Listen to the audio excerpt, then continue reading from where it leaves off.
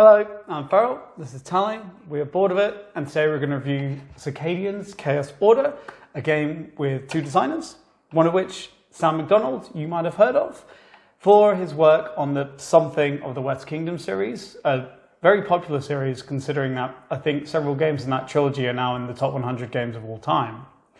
The other designer, Zachary Smith, they believe this is his first board game design, in which case, nice job, and what a game to kind of start off your design on, or your design career on. But if you're thinking or considering Chaos Order, you want to get any thought of the West Kingdom series out of your head, because you want to be thinking of games, and if you enjoy them, like Root, Dune, Comet, Gaia Project. Yeah, set in the Circadians universe, Chaos Order is half Euro, half wargame. It's for 2 to 5 players, it has 6 asymmetric factions, Euro-style tracks, combat and drama. Each asymmetric faction has their own way of winning, but there's also a global win condition that anyone can achieve. And we would like to stress that whilst it is definitely its own game, a pithy way to describe it could be that it's the game Scythe could be if it actually played like people think it does from the cover. And just final note, we were very kindly sent our copy by the designer.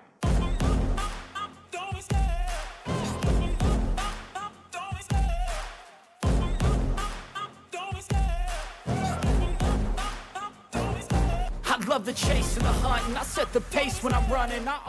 Now in Chaos Order, the factions are fighting over powerful relics that have landed on the planet, represented by these chunky boys. A player can win the game by controlling all of the territories that have the remaining relics on them in the check relics phase, or they can win through their own personal win condition. Each faction has a private VP track and all get VP in different ways. One gets a VP from each battle that they win, whereas another has to upgrade their faction powers. What's really interesting is that the VP tracks are all different lengths. So one faction only needs 4 VP to win, whilst another needs 20. There'll be a maximum of 6 rounds, and in each one, a single relic is up for grabs.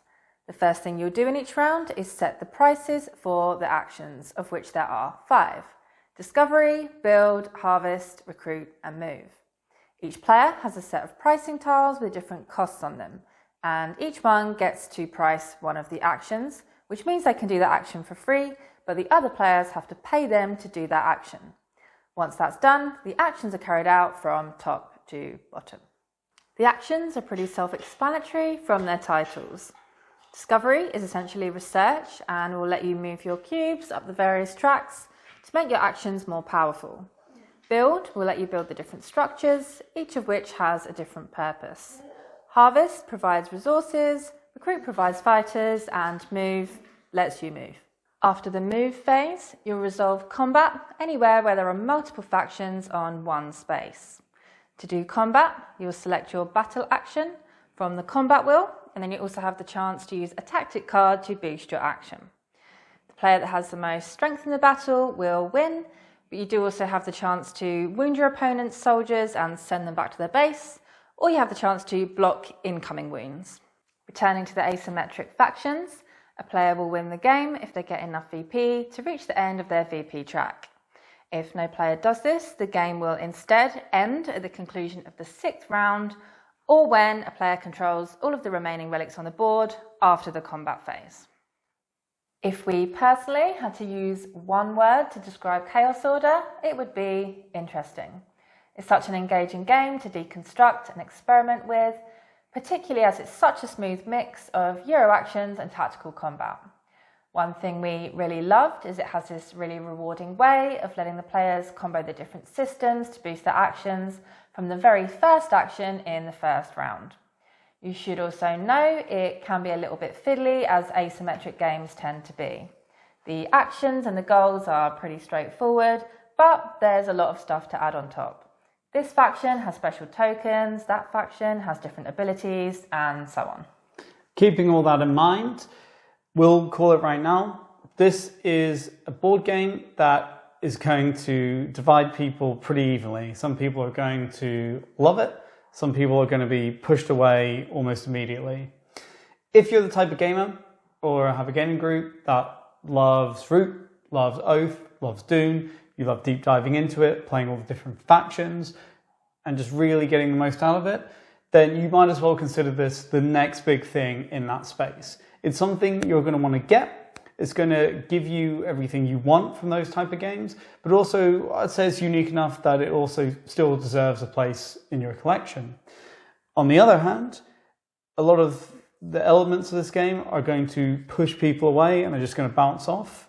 The length, the complexity, the asymmetry, and the inherent problems of fiddliness that comes with that, and teaching people that. Moving on to the factions, what we really like about the asymmetry in this game is it's the type where a faction will be based on an existing system within the game. So they might break a rule or two or have a different focus, but essentially everyone's doing the same actions in the same way.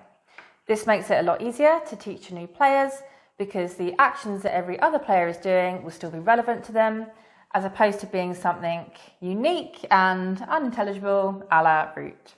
That said, some of the factions do add on new mechanisms to the existing systems, but those are potentially the most intriguing to players. It's worth noting that, speaking of all the different factions, they're all pretty unique and terrifically fun to play as. I think what we really enjoy is the way their powers, abilities, their little special actions, they really complement the different systems of the game.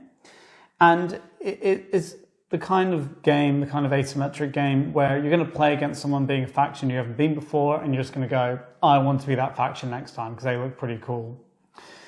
Now, it's worth noting that because these factions have different ways to score, it is a game where you need to keep an eye on the other players and smack them down and know how to smack them down. Otherwise, or I can see an issue with maybe more experienced players in a game where someone's being a new faction or just a new player, that this experienced player could kind of leap to an easy faction victory because people are too kind of inwardly focused on learning their new faction or being new to the game.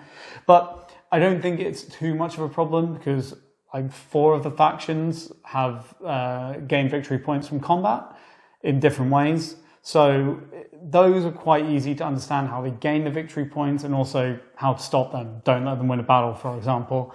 So it's not that big a problem. Whilst discussing these win conditions, we would also like to note that we do wish the rulebook did a little bit more to indicate that the players should really be going after their faction win conditions as opposed to holding the relics. Because the game has a backstory about them and they're these giant tokens that dominate the board, it does lead you to think that they should be everyone's focus.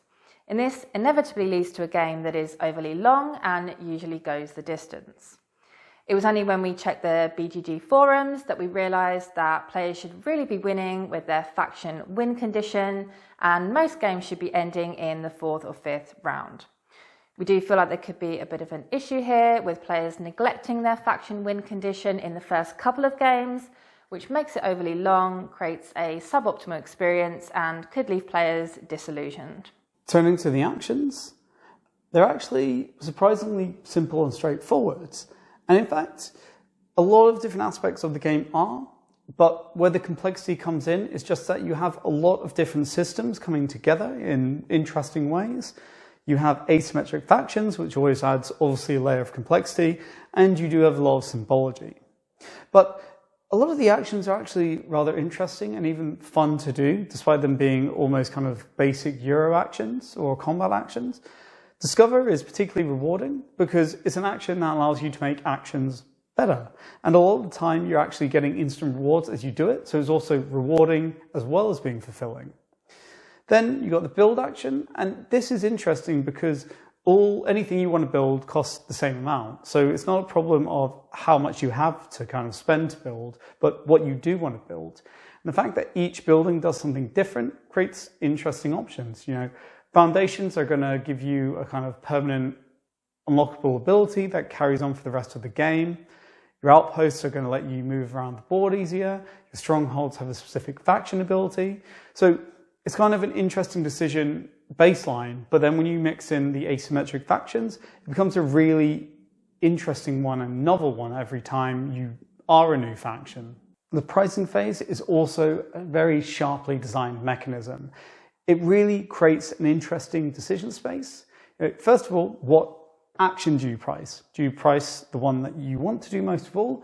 Do you price one that gives you an instant reward? Because, those rewards, energy, ruby cards, are going to come in handy.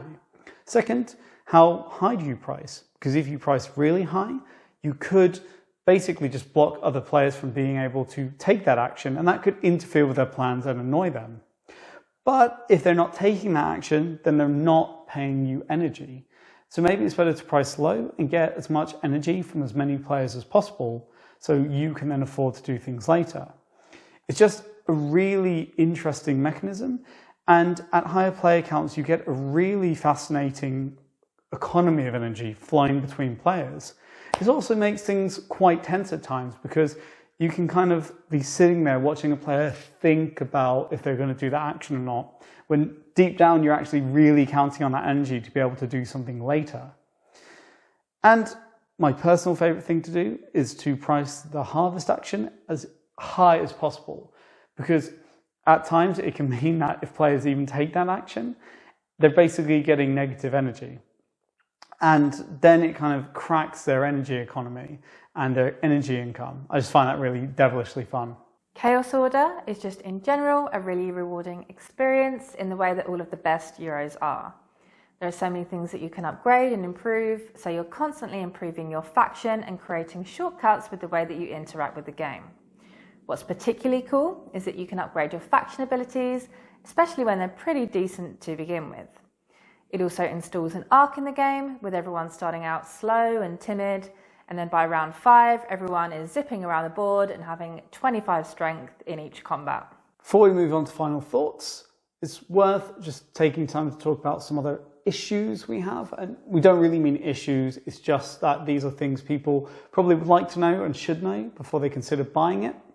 First, it's quite a long game, and it's only going to increase at the higher player counts. I mean, the box says 2 to 4 hours. And for us, a lot of this is directly coming from the battle system.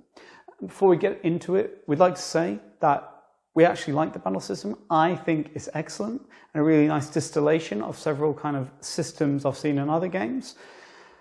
It's also sharp, tactical, exciting, engaging, and it really nicely kind of pulls in different mechanisms from this game. Pulls in the buildings, it pulls in leaders, some of your attributes, and so on. The problem comes almost before combat in the move phase, because obviously this is quite a big decision. How many troops are you going to move? Where are you going to move them to? What leaders are you going to bring in? And once you've thought all of that, you get to the combat, you resolve battles, and first you've kind of got to count up your pre-battle strength, so both players know where they stand going into the battle. Then you've got to look through all your tactic cards, and you'll likely have a couple. What values are you going to use? What's best? Do they have any actions you can use to help you in this battle specifically? Then you've got to pick the section of your battle wheel, which one are you going to use? Then you reveal, and then you might have to roll dice, and then you've got to count up the strength again, and then maybe someone's faction ability comes into play, and then you've got to count up wounds, and then maybe there's some shields that block those wounds. And as you can see, that's not a small amount of things to do for a single battle. And the problem is, this blends with the factions and the asymmetry, because many of them are kind of enticed to keep battling and battle often, because they get their unique brand of victory points that way by doing something via the combat. It's just almost, for us, too involved for a game where combat's going to happen so often. And at higher player counts, it's not really something I'd want to experience at, say, 5 players, because I just think it would be a bit too much for me. But that said, I do think, like a lot of this game, this is going to be something, because of the kind of tactility of battle and strategy of setting yourself up around the board. There are people who will really enjoy it and they won't mind at all. And then there'll be other people who are just going to bounce right off it. So, final thoughts. This is a really excellent game. It's wonderfully designed, but it's definitely going to be best for a certain type of person or gaming group. But those people are going to have a great time with this.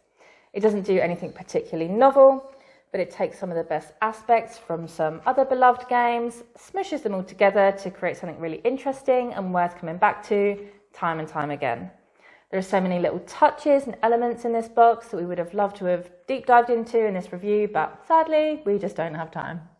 If this has sounded like something you're in any way interested in, definitely go out and give it a go, buy it, make it the new game you're going to keep playing time and time again. But that was our review of Circadians, Chaos Order. Thank you for watching. Please subscribe if this was helpful to you in any way. And just feel free to ask us anything you want to know about the game. But we will see you next time. Thanks for watching.